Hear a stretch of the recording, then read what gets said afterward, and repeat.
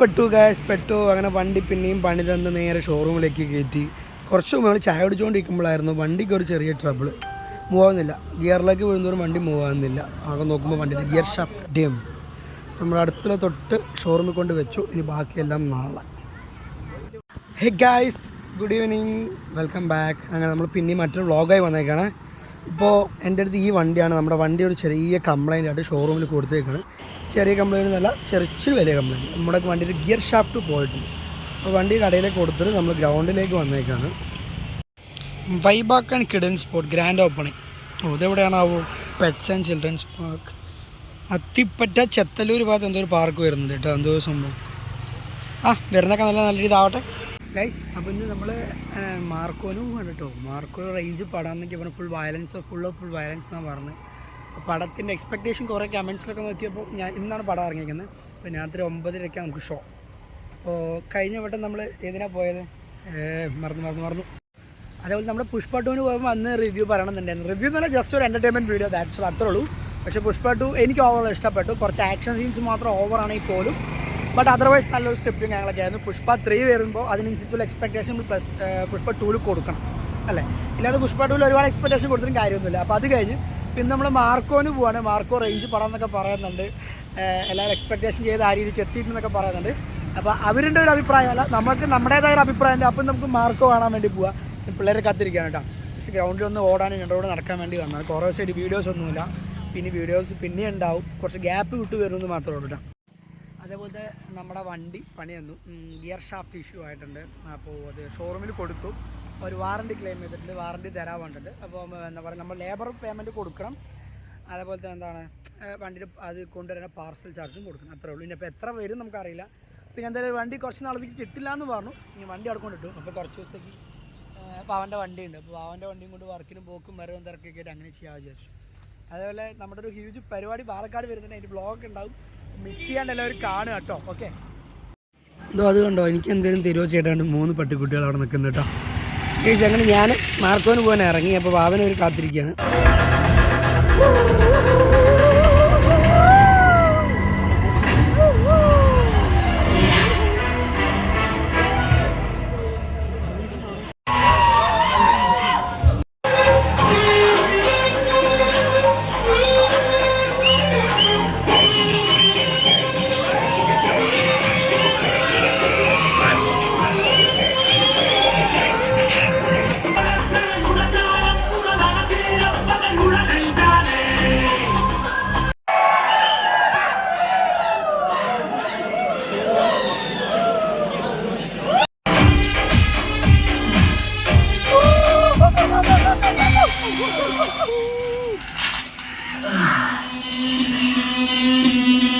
Guys ഇങ്ങനെ പടം ഇൻ്റർവെല്ലായിരിക്കും ഏകദേശം.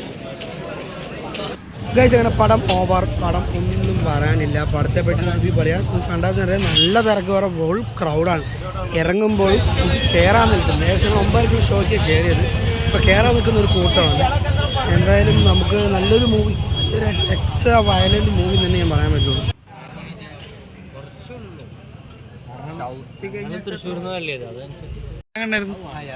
ഒരു 2 വാക്ക് പറയടേ. ഡേയ് പടത്തിനെ പറ്റി പറയടാ. പോടാ, പടത്തിനെ പറ്റി പറയടാ എന്തെങ്കിലും കാര്യങ്ങൾ. എങ്ങനെ പടത്തെ പറ്റി ഇക്കടെ അഭിപ്രായം പറയിക്ക. അറിയാനുള്ള റോൾ കിട്ടിയില്ലേ?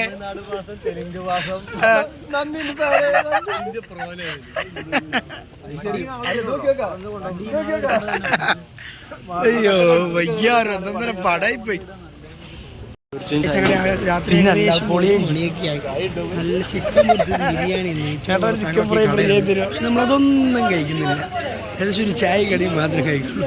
ബാക്കി എല്ലാം നോക്കുന്നത് ചേട്ടൻ ചിക്കനൊക്കെ നോക്കിക്കൊണ്ടേയിരിക്കും. നല്ല ഗൈസ് അങ്ങനെ നമ്മുടെ ഉണ്ണിയും മൂന്നിൻ്റെ മാർക്കും ഇറങ്ങി. പടം കണ്ടു. ഇന്നലെ രാത്രി ജസ്റ്റ് വീഡിയോ എടുക്കാൻ പറ്റില്ല, വിളിച്ചൊന്നുമില്ലാത്തതുകൊണ്ട് ഇപ്പോൾ രാവിലെ എടുക്കുകയാണ്. എന്താ പറയുക, ഇന്ത്യയിലൊരു ടോപ്പ് വയലൻസ് മൂവി ഉണ്ടെങ്കിൽ ഇപ്പം നിലയിൽ മാർക്കോ എന്ന് പറയാൻ പറ്റും. ചില രംഗങ്ങളിൽ തലയിൽ ഇങ്ങനെ കൈവച്ച് പോകുന്നു. അപ്പോൾ അത്രയും വയലൻസ് പറയാം. അത്രയും ഫാമിലിക്ക് എത്രത്തോളം അക്സെപ്റ്റ് ചെയ്യാൻ പറ്റും. ലേഡീസിനൊക്കെ ഓക്കെ ആവും ഇല്ലയെന്നല്ല. പക്ഷേ എനിക്ക് നിലക്ക് അവിടെ ഇരിക്കുന്നവർക്ക് പോലും ഇറങ്ങിപ്പോയാൽ മതി എന്നുള്ള സിറ്റുവേഷൻ എന്ന് വെച്ചാൽ പടം കൊണ്ടല്ല, വയലൻസ് ആ രീതിക്കാണ്. ആ ഒരു രീതിയിലുള്ള വയലൻസ് മൂവി പറയാൻ റീസൺസ് ഉണ്ട്. നല്ല മൂവിയാണ്, ഒന്നും പറയാനില്ല. സബ്ജക്റ്റ് ആയാലും കുഴപ്പമില്ല. ഒരു പ്രതികാരത്തിൻ്റെ കഥ. ഇതിന് മുൻപ് വേറൊരു സിനിമയുണ്ട്, അതിനെപ്പറ്റി നിങ്ങൾ അന്വേഷിച്ചാൽ മതി. അതിൻ്റെ പാതി എന്നാണ് പറയുന്നത്. അതുപോലെ പടം എല്ലാവരും എൻഡിങ് വരെ കാണുക. ആരും ഫുള്ള് സ്ക്രീൻ ഓഫ് ആവാതെ എണിച്ചു പോകരുത്. ലാസ്റ്റും ചെറിയൊരു പോർഷനൊക്കെ ഉണ്ട്, അതും ശ്രദ്ധിച്ചെന്ന് കാണും. എന്തായാലും മിസ് ചെയ്യാണ്ട് പടം കാണുന്നതിനെ പറ്റിയത് നല്ലൊരു അവസരം, നല്ലൊരു വയലൻസ് മൂവിയാണ്. ഫാമിലി ആയിട്ട് പോകണമെന്ന് ഞാൻ പറയില്ല, പോകേണ്ടവർക്ക് പോവാം, കണ്ടവർക്ക് കാണാം. ഒരു ഇൻ്റർനാഷണൽ ലെവൽ മൂവി എന്ന് പറയാൻ പറ്റും. എൻ്റെ അഭിപ്രായങ്ങൾ കുറേ പേര് ചോദിച്ചു. എനിക്കിഷ്ടമായി. എനിക്കും എന്താ പറയുക, തലയിൽ കച്ചുപോകുന്ന സീൻസ് ഒരുപാടുണ്ട്. സെറ്റാണ് മൂവി, ഒന്നും പറയാനില്ല. ഉണ്ണിമോഹൻ്റെ പടം റേഞ്ച്, നല്ലൊരു നടനാണ്, നല്ലൊരു അഭിനയ നേതാവാണ്. അതെല്ലാം തെളിയിച്ച ഒരു വ്യക്തിയാണ് ഉണ്ണിമോഹൻ. കുറേ കാലത്തോളം ഫീൽഡ് ഔട്ട് ആയിരുന്ന വ്യക്തിയാണ്, പക്ഷേ പല മൂവികളോട് ഇപ്പോൾ തിരിച്ചു വരുന്നുണ്ട്. ബട്ട് എവർ ക്ലാസ് മൂവി, ഒന്നും എന്താണ് ശേഖര മൂവി. മറ്റൊരു വീഡിയോ ആയിട്ടും മറ്റൊരു വ്ളോഗുമായിട്ടും മറ്റൊരു മൂവി റിവ്യൂ ആയിട്ട് നമ്മൾ പിന്നെയും വരുന്നതായിരിക്കും. Take care, bye bye.